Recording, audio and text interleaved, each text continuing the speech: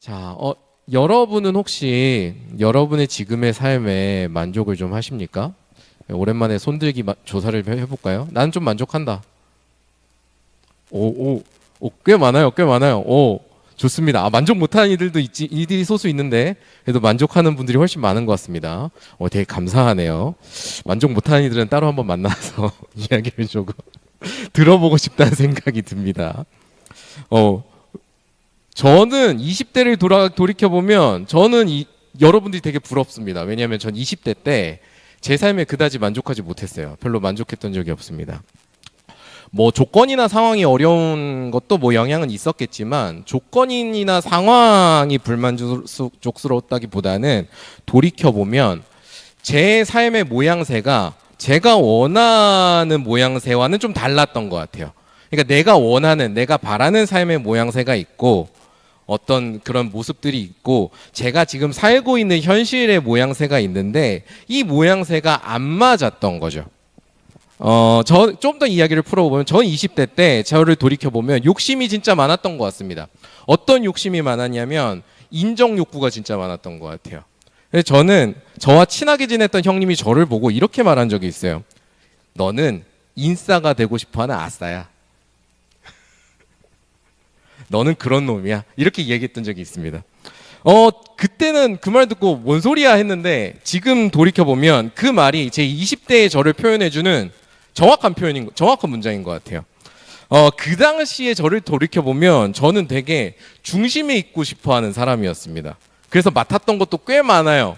뭐 동아리 회장도 맡고 밴드 회장도 맡아보고 동아리 임원도 맡아보고 교회에서 셀장도 하고 뭐 또 뭐 했나? 학교에서 학생회도 하고 뭐 신대원 가수도 또 학우회도 하고 감투를 되게 많이 썼더라고요. 제가 생각해보니까 1년에 한 감투 한두 개씩은 꼭 썼던 것 같은데 그렇게 하면서 제가 항상 마음속에 바랬던 게 뭐냐면 저로 인해서 그 일이 뭔가 잘 되길, 저로 인해서 그 한 해가 뭔가 풍성하기를 항상 바랬던 것 같습니다. 그래서 동아리 회장이 되면 우리 동아리가 제가 회장이 됐을 때 가장 활발하게 잘 활동하는 동아리가 되기를 좀 바랬던 것 같고요. 제가 학생회 임원을 맡으면 우리 학생회가 그 역대 학생회들 중에서도 가장 일을 잘하고 뭔가 학생회 분위기를 좋게 만든 그런 게 되기를 바랬고 그 일에 제가 되게 중요한 기여를 했기를 그렇게 바랬던 것 같습니다. 사역을 할 때도 좀 20대 때는 비슷했는데 조금 어떤 욕심이 있었냐면 제가 되게 기억에 남는 사역자가 되기를 바랬던 것 같아요. 그래서 뭔가 부서를 활발하게 만들고 사람들이 저로 인해서 되게 영향을 많이 받고 그런 사역자가 되기를 바랬던 것 같습니다. 근데 그런 바람을 갖고 있는 저에게 주어진 현실은 어떠했느냐? 아이러니하게도 그것과 항상 반대되는 현실에 제가 처해 있는 거예요. 제가 동아리 회장을 맡았을 때 우리 동아리는 어땠느냐? 사람들이 제일 적었을 때입니다. 저 혼자 열심히 회원으로 살다가 제가 회장이 된 거죠. 사람이 없는 거예요. 회장을 맡을 사람이 없는 겁니다. 제가 그렇게 열심히 버티다가 다른 사람들한테 신입도 모으고 어떻게든 안 되던 행사도 해가지고 다음 사람에게 넘겨주면 그러면 이제 그 사람이 이제 그거 가지고 힘 받아가지고 쭉 가는 거죠. 더 잘 되는 거죠. 제가 학생회를 맡았을 때는 그 학생 사회가 어떤 사회였느냐? 우리 과가 반으로 똑 갈라졌어요. 똑 갈라져서 대립하고 있었어요. 그때 제가 학생회 임원을 맡았습니다. 제가 사역을 했을 때도 저희 부서는 제가 맡았던 부서는 어땠냐면 황금기가 다 지나갈 황혼의 무렵에 열심히 나오던 사람들이 이제 곧 졸업하게 되고 이제 새로 사람들을 발굴해가지고 양육하고 정착시켜야 되는, 근데 중간에 다리 이어줄 사람은 없어요. 그런 시기에 저는 사역을 맡았습니다. 그러니까 아무것도 없는 땅에서 뭔가 씨를 뿌려서 경작을 해야 되는 시기, 그럴 때마다 제가 뭔가 자리를 맡았던 거예요. 그러니까 그런 상황이니까 제가 할 수 있는 게 뭐가 있겠습니까? 뭐 열매를 따먹는 건 불가능한 거고요. 제가 해야 되는 건 뭐예요?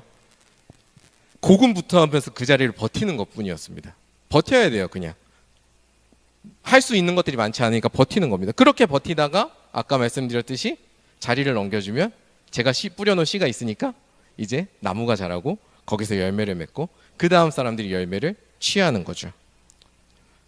저는 제 삶에서 20대의 제 삶을 돌이켜보면 그런 상황을 되게 빈번하게 마주쳤던 것 같습니다. 그러다 보니까 힘은 힘대로 쓰는데 사람들의 기억엔 안 남는 거예요. 안 남는 거죠. 그게 제가 바라보던, 제가 느끼던 20대의 제 삶의 모습이었습니다. 그런데 아까 저는 어떤 욕심이 있다고요? 인싸가 되고 싶은 욕심이 있고 인정받고 싶은 욕심이 있다 그랬잖아요. 그러니까 제 삶에 만족할 수가 없는 거예요. 네.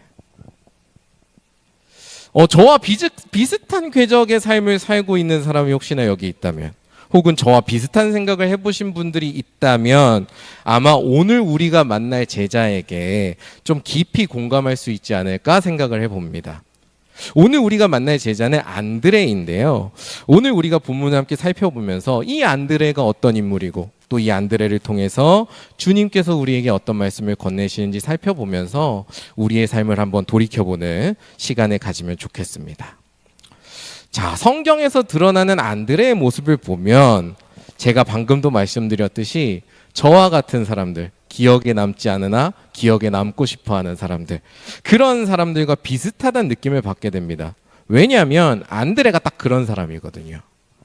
자, 일단 오늘 본문 살펴보기 전에 여쭤볼게요. 안드레라는 제자, 여러분 기억에 남는 제자입니까? 아세요? 몰라요. 우리 제자하면 누구부터 나와야 돼요? 베드로 나오고 그 다음에 누구 나와요? 그죠? 야고보까지 나올 수 있고, 안 나오면 좀 심각한 건데. 그리고 제일 나쁜 사람 가룟 유다 나오고 그 다음에 유명한 거고, 그 다음에 또 한 명 정도 나올 수 있겠다. 의심 많은 사람 도마, 요 정도 나오잖아요. 요 정도 나온단 말이에요. 나머지 기억 안 나고 안드레라는 이름은 더더욱 기억 안 나요. 네. 안드레가 누구요? 이렇게 된단 말이에요.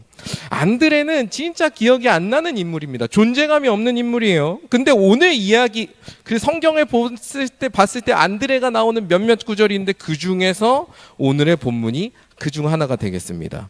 자, 일단 오늘의 이야기는 우리가 익히 알고 있는 이야기입니다. 무슨 이야기죠?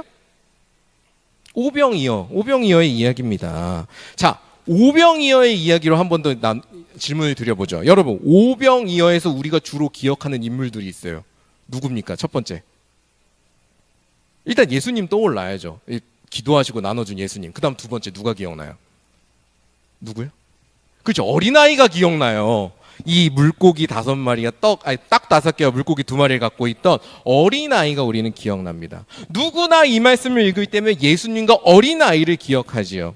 그래서 우리가 이 말씀을 주로 묵상할 때 항상 어떻게 결단하냐면, 우리가 어린아이처럼 보잘것없는 걸 갖고 있지만 이 보잘것없는 것을 주님께 드렸을 때 주님께서 놀라운 일을 하신다, 이렇게 이야기를 합니다. 그래서 우리도 어린아이처럼 결단을 해서 우리의 것을 주님께 드리자라고 이제 메시지를 많이 묵상을 하지요. 그런데 우리는 이 말씀에서요, 이 어린아이가 갖고 있던 이 도시락, 떡과 물고기를 예수님께 가져다 준 사람이 있다는 걸 항상 간과합니다. 간과해요. 어린아이와 예수님을 연결해 주는 누군가가 있단 말입니다. 이 말씀에서 사실은 그 사람이 누구냐? 그 존재감 없는 안드레란 말이에요. 안드레가 그 연결점을 해준다고요. 물론 안드레가 빵과 물고기를 전해주면서도 이것으로 이 5,000명이나 되는 사람들을 먹일 수 있을 거라고 기대하진 못했어요. 기대하진 않았습니다. 불가능하다고 생각했어요. 하지만 확실한 건 뭐예요? 이 빵과 물고기를 발견한 사람은 안드레고, 그것을 예수님께 보여드린 사람도 안드레거든요. 그랬기 때문에 이 오병이어의 놀라운 기적이 일어나는 거란 말입니다. 안드레가 분명히 이 이야기에 들어와 있어요. 그런데 그럼에도 불구하고 그 누구도 이 이야기에서 안드레를 기억하는 사람이 있습니까? 없어요. 안드레를 아무도 기억하지 않아요. 예수님께 떡과 물고기를 가져다 준 사람임에도 불구하고 그의 존재감은 없다시피 합니다. 그런데 생각해보면 이 안드레라는 사람은 처음부터 존재감이 없는 사람이었어요. 우리 베드로 이야기를 잠깐 다시 또 살펴봅시다. 자, 베드로가 처음에 예수님을 만났을 때 그 장면 떠올려 보자고요. 우리 한 3주 전에 다뤘던 말씀인데, 자, 베드로가 예수님을 만나는 데 있어서 가장 결정적인 역할을 하는 인물이 누굽니까? 안드레였어요. 안드레가 알려줬다고요. 예수님이 메시아라는 거 안드레가 먼저 소개받았고요. 안드레가 먼저 깨달았고요. 자기 형인 베드로를 설득해서 데려와서 예수님을 만나게 하고 제자가 되게 한 사람도 안드레입니다.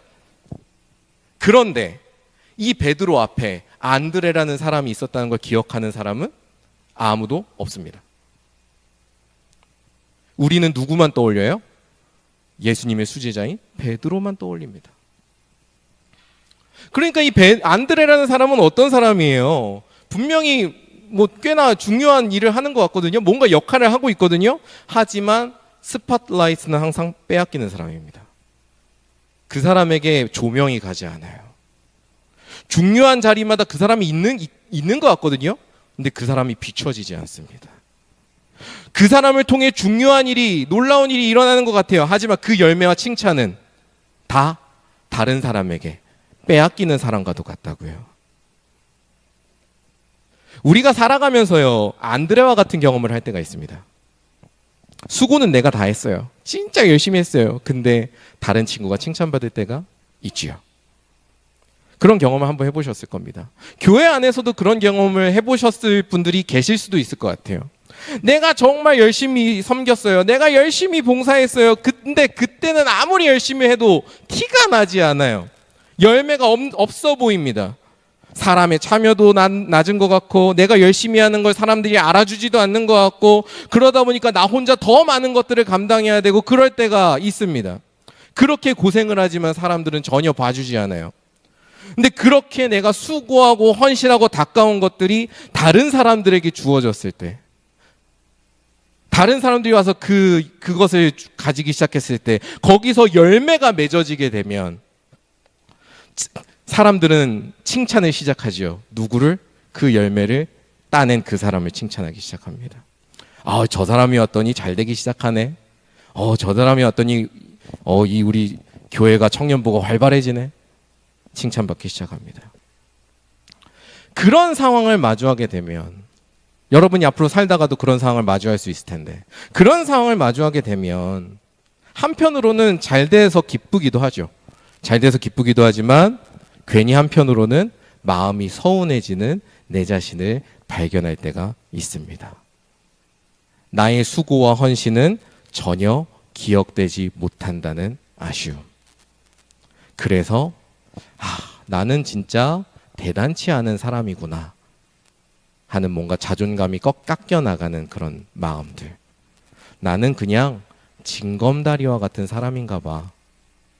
난 그냥 이 여기를 밟고 지나가는 통로와 같은 사람인가 봐 하는 그런 섭섭함, 그런 감정들이 우리 안에 켜켜이 쌓여가는 것을 보곤 합니다.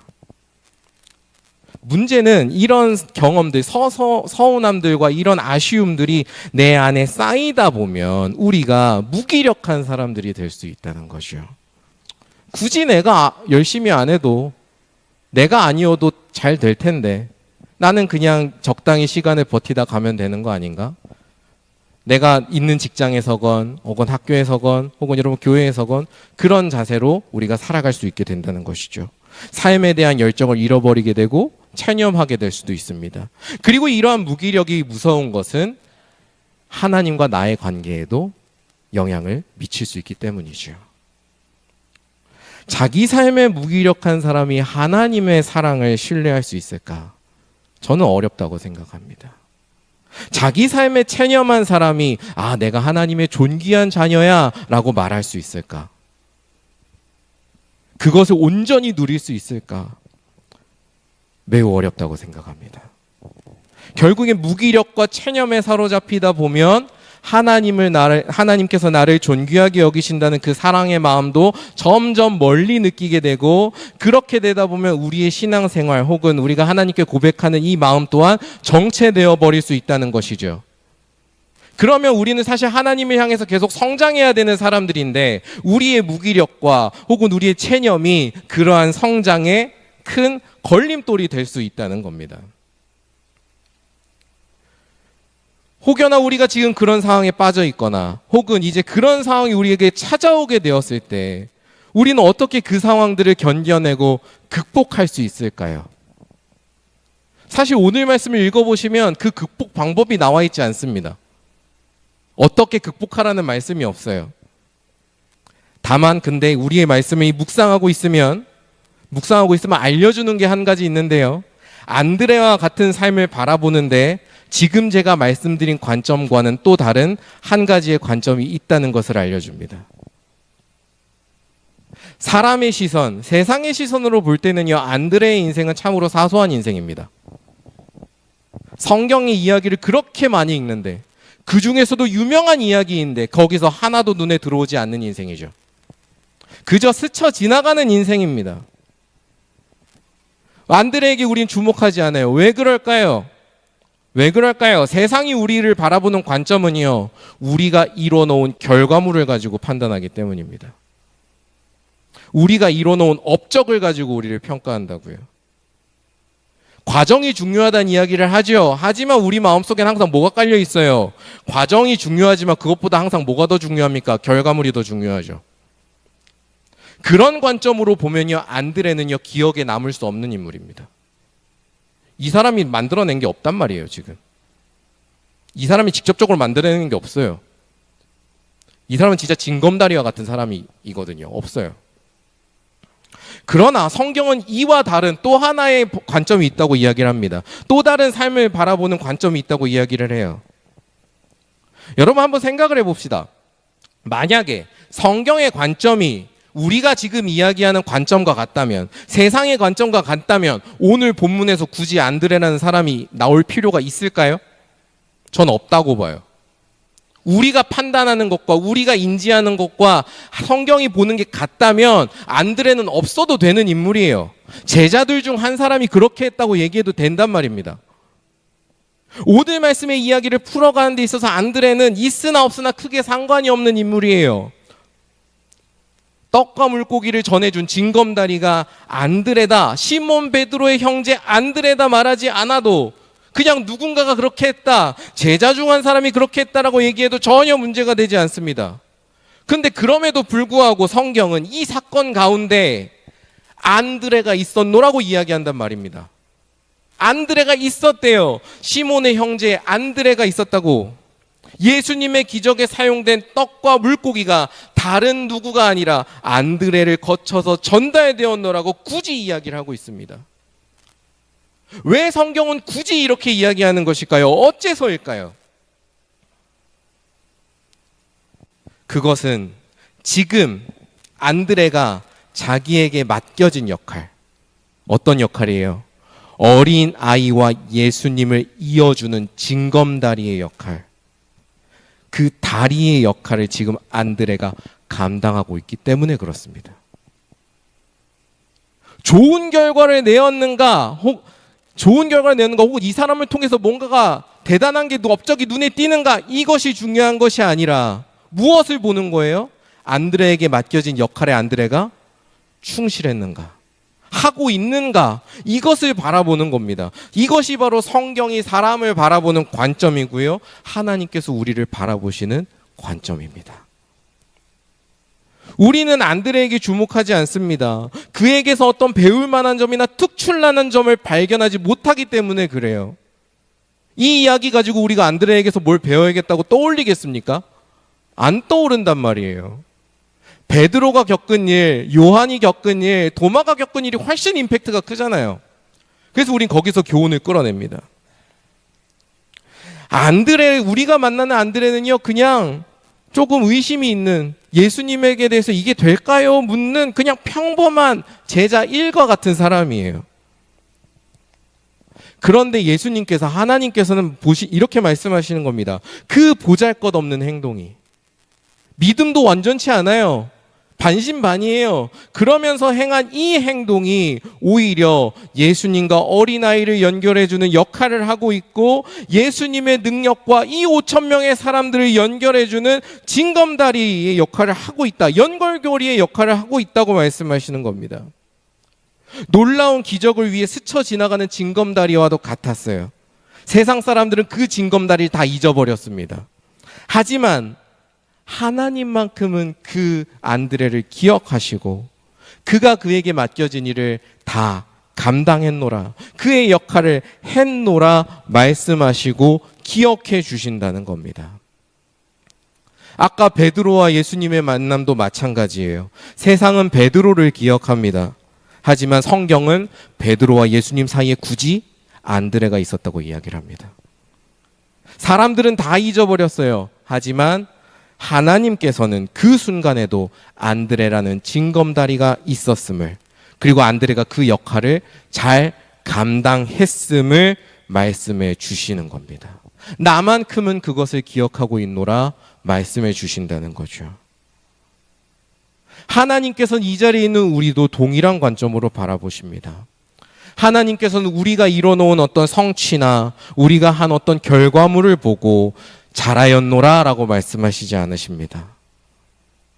그렇게 보면은 성경에서는 잘된 사람들만 무조건 선한 사람들이고 안 된 사람들은 뭔가 나쁜 사람들이 되어야 되겠죠. 성경은 그렇게 보지 않습니다.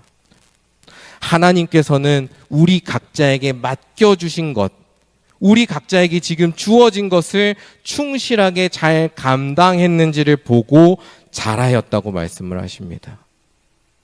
여러분, 우리에게 익숙한 달란트 이야기도요, 이렇게 읽으셔야 돼요. 달란트 이야기는요, 여러분이 가진 것을 막 불려서 엄청난 성취를 이뤄냈느냐, 이걸 이야기하는 게 아닙니다. 여러분이 성공해야 된다는 거 이야기하지 않습니다. 달란트 비유는 무엇을 이야기합니까? 나에게 주어진, 각자에게 주어진 역량과 역할이 있는데 그것을 감사하면서 최선을 다해서 수행하고 있느냐를 묻는 겁니다. 나에게 맡겨주신 것을 감사함으로 수행하고 있는지, 그래서 그만큼의 그 일을 하고 있는지를 묻고 계신 거예요. 다른 사람들에게 맡겨진 역할과 상관없이 나에게 맡겨진 역할이 무엇인지를 깨닫고 그 역할에 내가 감사하면서 최선을 다하는 삶, 이것이 하나님께서 우리에게 바라시는 삶의 모습이고요. 그리고 그 삶을 두고 우리는 소명에 충실한 삶이라고 이야기합니다. 하나님께서 기뻐하시는 삶, 하나님께서 기억하시는 삶은요, 성공한 삶이 아니라 이렇게 소명에 충실한 삶이란 말입니다. 그러니 소명에 충실하면서 살아간다면, 내가 지금 나에게 주어진 소명에 충실하게 살아가고 있다면 좌절하지 않았으면 좋겠습니다. 소명에 충실하신 여러분, 힘을 내시고 하나님께서 함께 하심을 기억하십시오. 이것이 오늘 안드레라는 제자가 우리에게 건네주는 참으로 소중한 지혜이자 삶에 지쳐있는 우리를 향한 위로가 아닌가 생각해 봅니다. 오늘 여러분에게 나눈 이 말씀은요, 제가 앞에서 이야기했던 것처럼 제 삶에 만족하지 못하고 살아가던 그 시절에 저를 위로하던 메시지였습니다. 그리고 저를 새롭게 살아가게 했던 메시지였어요. 소명에 충실한 삶으로 족한 것이구나를 깨달았을 때 저는 징검다리와 같았던 저의 삶을 진심으로 받아들일 수 있었거든요. 제가 그 후에 뭔가 달라지지 않았어요. 제가 뭔가 사람들에게 기억에 남는 사람이 여전히 되지 않았습니다. 하지만 그 삶을 바라보는 저의 마음이 달라졌고요. 그 삶을 대하는 저의 열심이 달라질 수 있었습니다.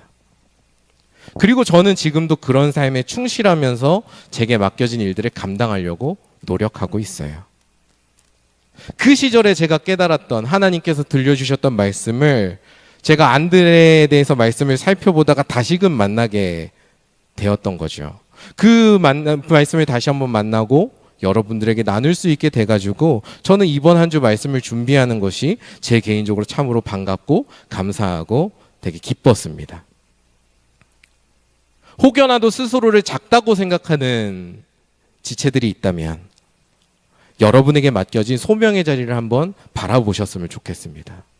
나에게 맡겨진 일, 여러분들이 할 수 있는 일이 무엇인지를 한번 살펴보시고 그것을 깨달을 수 있는 지혜를 달라고 기도해 보셨으면 좋겠어요.